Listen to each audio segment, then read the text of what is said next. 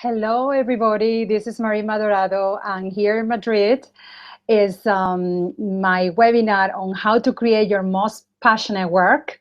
And I done this webinar at this time because it's 9 a.m. Central Time, United States, and there are more possibilities that those of you who are in the US can actually watch it and join live. We are going to try and keep this webinar, or I'm going to try and keep this webinar to an hour, because the one in this morning, just we had some technical difficulties, so it became almost 2 hours. And as there is nobody at the moment in the room, I'm just going to give the webinar, and if somebody join, we can improvise and do the tools, apply the passion test tool to the person that joins, okay? So this webinar, I told you, was about how to create your most passionate work. And I know this is a topic that is of interest to many people, because there have been many studies that show that only like 40% of the population, and that is a lot already, at least in the United States, 40% of the population is really engaged with what they do, and 60% is not engaged at all. And that is the most optimistic case.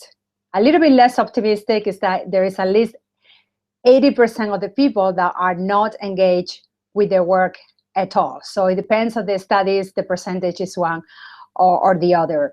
And in other countries, for example, Spain, that result is even lower. It's only 10% of the people, the ones that are engaged with their work. At the same time that there is unemployment and there are problems finding job, there are more awareness of what it is to live being very passionate about what you do. So people are looking for that. People are looking for a formula to create that kind of life, because we spend too much time at work, and we want that to be an activity that really has meaning for us. So I'm going to explain a method today called the passion test, which I learned from two fantastic mentors of mine, Janet Atwood and Chris Atwood, which are also bestseller, New York Times bestsellers of the book, and The Passion Test, The Effortless Path to Finding Your Purpose. And I went to the United States to become a certified facilitator of this method in 2012.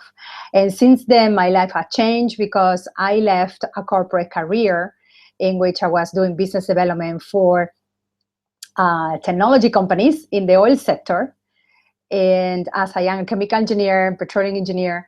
And I left this corporate career, and I created my own company in the business coaching area, and using as a base this amazing tool, the Passion Test, and also is equivalent for business, the Passion Test for Business. And this tool has two aspects of it that I wanted to comment today.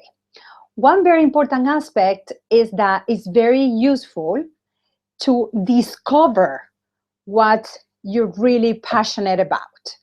And many people say, yes, I like to have more energy, but I don't really know what gives me energy. So this is a tool that is going to allow you to come from your head to your heart and really connect with what it is that will give you more energy when you do it. Because when you're working in something that gives you energy, imagine the situation. You go to work 8 hours, and you come back home, and you have more energy than when you went. That's weird, because most people say that when they get to work, they are exhausted, and they haven't done anything manual or anything very physical. Most of us now, we do white collar jobs, what they are called, and in which we don't have to exert any kind of physical effort. However, many people complain that they are exhausted. Why is that? Why are you exhausted if you haven't done anything physical? You had just sat there and sat at the computer, sent few emails, made some phone calls. Why are you exhausted? Have you asked yourself that question? Right? Well, for many years, I had that experience of being exhausted. And then one day I said that I had enough, and I looked for a life coach when I was living in Spain, and I started digging into myself to try and find out why I was exhausted. So in this situation, my coach recommended me a Tony Robbins event, and I went. And when I was there for 4 days, we were in the event for 14 hours, jumping and doing a lot of exercises of in order to get to know ourselves. We walk on fire and all these crazy things that we do in Tony Robbins event. However, I had so much energy that was unbelievable. I had gotten up at 4 a.m. in the morning to catch a flight to Rome from Madrid. And then I ended like at 2 a.m. after we walk on fire, and I go to the hotel and I still have energy. And the next day I got up at 6:30 a.m. and I have another long day until also 2 or 3 in the morning. So we went on for like 4 days, and it seemed that I have more energy each day. That was crazy. So I realized that it's got to be something else to it, because we are not just chatting here. We are doing intense intellectual work, and we are also moving. So it's this physical, mental, emotional, and I have more energy. So I realized that I was being inspired. I was feeding my soul with something that had a lot of meaning for me. And then when I was doing this activity, I have a release of energy. So I vowed to find the source of that and don't stop until I find it. And I have found it. I have found it, and more, I feel more and more energetic because I work in an area that has a lot of meaning for me, that is in the personal development sector.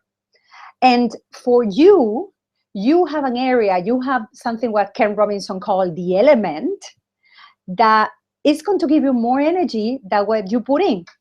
So it's really worth to find it. It's really worth to find that, and then find a way to make it your business, make it what give you the quality of life that you want. That is the ideal scenario. So the passion test, what I will do is that it will start that process.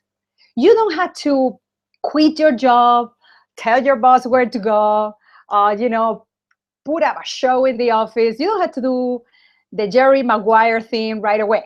You can stay in your job if you have a job, and start doing the passion test and start finding out what it is that gives you energy, and slowly migrate towards that. What I did, for example, is I was working, and I asked to work only for 4 days. So one day I was exploring what was really, my way. The second aspect of the passion test is that it actually has, it's almost like a whole different philosophy, because it's got a 3 steps method to make tangible anything that you want to create. And that assume something. It makes like a huge assumption that you can accept or not. It makes a huge assumption that if you're going to use it, that you believe that you are a creator. If you don't believe that, this method is not going to work for you. If you believe that, well, I cannot really create my most passionate work because I don't have enough opportunities, they are not going to give it to me. The crisis, the circumstances, the family, my parents, my partner, then you have gotten into the victim paradigm. And these 3 steps are not really going to work with you until you actually accept and admit that you are a creator. Once you accept that you're a creator, then you can use these 3 steps to create whatever you choose to create. And the steps are intention, attention, and no tension. And they have a little bit of a rhyme, so they are easy to remember, but they seem simple, but there is a lot to it. And I know that this was created specifically by Janet Atwood, who had spent a long time in India and really searched deep for 20 years to come up with this condensed version of the wisdom that, that there is in India, the deep spiritual wisdom in there. And it makes a lot of sense. It totally adapts to our style, to everybody, to each culture, to every culture. It really, every time that now that I have my own business, every time that, even when I'm having bad economic results, or the clients are not buying or are not taking enough action, I come back to this method of the passion test. And it starts with intention, it starts with the clarity. So I ask myself, what is my intention? What do I want to create? If I don't know what I want to create, how am I going to manifest anything? If I'm just finishing just a set of to-do lists that I created for that day or for the week, but I don't have an ultimate vision of what I want to create, there is no fire inside of me. So first of all is, what do I want to create? And the passion test had this method of elimination, in which you say these 10 things that you want to create, and will help you to shorten the list to 5 top things, because the neuroscience say that your brain works better if you focus on 5 things at a time. So first of all, the intention is that decision, a decision of what I want to create. For example, for me, what I want to create is to create a community of people and a set of companies that put passion at the center of human performance. So I want kind of changing the paradigm in the business world. Instead of the famous stick and carrot, that is actually more of this intrinsic motivation, this connection with what the individual assign meaning to. That is what is driving the action and the performance. Okay, so when I had that intention clear, I come back to the second step. The second step is attention. And we say, and this is, this comes from the Greeks, philosophers, from Plato and Aristoteles, thousands of years ago, that to which you put your attention grows stronger. And it's actually based on the quantum physics as well. If you are scientifically oriented, you'll know the uncertainty, the Heisenberg uncertainty principle, in which the reality at subatomic level is changed as we observe it. So when we take that to a macro level, that the filter that I put in reality changes reality itself. So to keep it simple, that in which you put your attention grows stronger. So actually the results that you want are going to be created by you putting positive attention on what you want to create. But it's so easy to move into the negative attention. Oh, I don't have it yet. I don't have enough clients yet. I don't have the job of my dreams yet. How do we stay on the positive attention? And the answer is to keep taking action, but unattached to the result. So in other words, let's say that I make 5 phone calls to clients, and I am very attached to the fact that these particular phone calls are the ones that are going to create my sales results. They are going to give me clients. If that doesn't happen that particular way that I was expecting, I am going to be disappointed and frustrated, because I have an expectation. But it's actually an expectation based on a faulty model of reality, because the results are not created by the action itself, but by the attention. So once I know that, even if those calls don't produce results, I know that as long as I keep my attention on what I want to create, it's going to manifest, but I don't know where it's going to come from, right? I had no idea where it's going to come from. And what happened that I don't get disappointed if a client, a prospect that said he was going to call doesn't call. He said he was going to buy the programs, he doesn't. Your boss tell you that he was going to give you a promotion, he doesn't. You don't really get disappointed, because you know that you are a creator and you are going to create it as long as you keep the positive attention. So what do you do? What's the difference when you use this?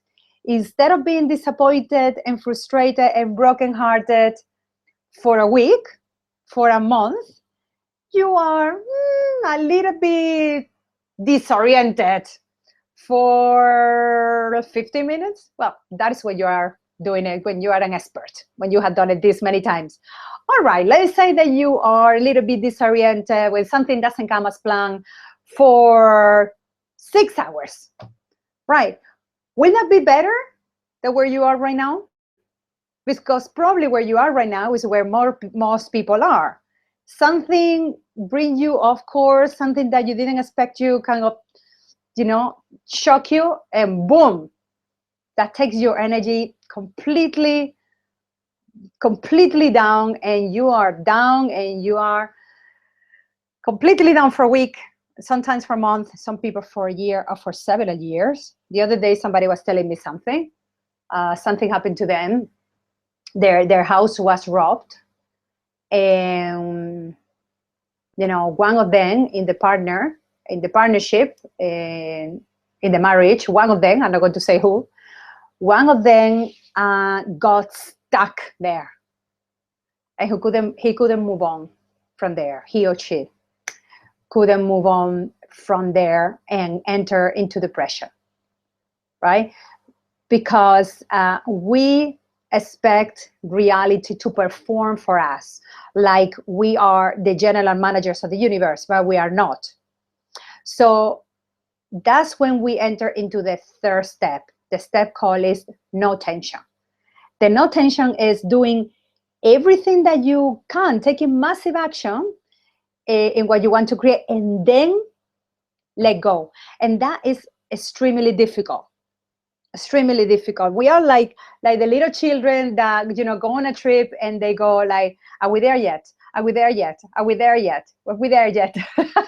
So we are a little bit like that with the universe, with God. Are we there yet? Are we there yet? Are we there yet? And when we examine our life, we notice that really most of the things, the good things that happen to us in life came completely unexpectedly. Came to us when we were relaxed, when we have already let go, when we said, well, if I don't really have that, that's fine.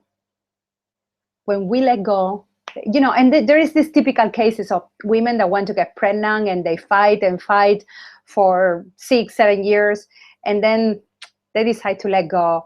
And the day they were in the office signing the papers for asking for an adoption, then they went to the doctor and discovered that they were pregnant. How is that possible?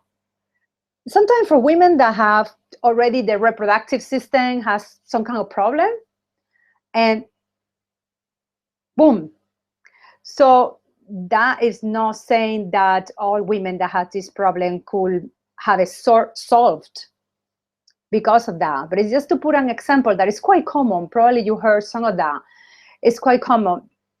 I'm telling you, for me, even personally, I have a situation like that when I was trying to find a partner, a romantic partner. Thing was not going really well until I said, you know what? I throw my hands up. That's it. It's gone. I'm going to be happy anyway. I have a great life. I have a great family. If I don't have a partner, that's totally fine. All right. I was just having a good time for like 2 days. And the third day, my future husband and father of my daughter showed up. So this no tension thing, it really, really works for manifesting whatever you want to create. So this is the basis of the passion test: intention, attention, no tension on what you want to create. And you have the passion test itself to actually come up with what it is that is so important and is so meaningful to you. So this is the main thing of the method, but I would like to add just a little caveat as well. This works very, very well, but it also has an obstacle in your mind, in your beliefs. When you are set up to create something, then comes your mind and tells you, actually, why don't you leave it? You're never going to get there. Come on, there is not enough time. Oh, you're not set up for that. Oh, your body, you're just a little fat since you were little, and now you want to have a great body. That's not going to happen. Oh, you want to have a great job, but you failed before, so you might as well give up. So your mind starts throwing at you, where this garbage come from? Where did it come from? Well, the thing is that those are beliefs that we incorporated since we were little, right? And we didn't know that when we were children, we were like a sponge. We were absorbing and absorbing and absorbing, and we had something called loyalty to the tribe or loyalty to our parents. So they gave us a lot of messages, and we kind of internally made about that, well, this is what my father is saying, so he must be right. Oh, this is what my mother is saying. Oh, she's brilliant. She's my mommy. So surely she's right. And they were well intended. They were telling you, fantastic things. For example, when my parents were young, when they were raising me, the internet didn't exist, right? So they were telling me, Maritma, don't call attention to yourself. That's not a good thing, right? That in those times, in post-dictatorship Spain, that made sense, kind of thing. The democracy was very, very young. In fact, when I was born in 1967, Franco was still in power, the dictator that was in Spain for 40 years. And then we had the democracy later on. And so it was kind of a, be careful. Don't call attention to yourself because you could get in trouble. Now we are in 2016. And for my business and for many of you businesses to thrive, we must call attention to ourselves. We want to put our theirs aligned to a global audience. We want to have YouTube videos, viewers, Facebook followers, etc., etc. So that advice that they gave me with all their heart and all their love and all the good intention is not applicable anymore. So in order to create the life that you want to create today, you must question a lot of the things that your parents and your educators told you, but not hating them, just knowing that they really did the best they could. For example, another thing is that also in Spain, we were in a post-war situation. Well, the war had ended quite a lot earlier in the Civil War, but my parents and many of the parents of people from my generation and still had this mentality of, food was scarce at some point. So finish everything that's in your plate, because throwing anything that is in your plate or leaving anything that is in your plate for later it's just bad. It's bad manners. It's not the thing to do, because somehow it was like, oh, because we don't know if later on we are going to have food, right? All this is running from generation to generation and comes to me. And now here in 2016 Spain, there is so much food everywhere. Not to mention if you're in the US, that is just everywhere. Food places, huge ones, open 24 hours.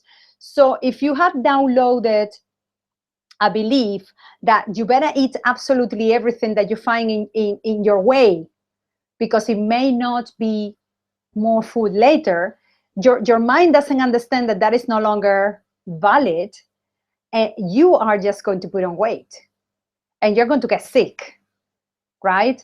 And all your attempts to create, if what you want to create is the body of your dream, you want to be healthy, to have vitality, to have this vibrant energy, is going to have a stop right there because your mind is taking you into another direction. So as part of the coaching that I do using the passion test, I also use a couple of tools. One of them that I love very much because it's very simple, it's called The Work by Byron Katie, that actually confronts those erroneous thoughts, those false beliefs, and remove them. So it's like taking a stone from your shoe, right, that is bothering you. And once that has been removed, then you can go back to, okay, what do I want to create? I am a creator. These are my top things. I apply intention. I place a lot of positive attention by taking action, and then I let go. So I hope this was really useful. And if you have any comments, please paste it below in the video or email me directly to marimadorado@gmail.com. I love you. Bye-bye.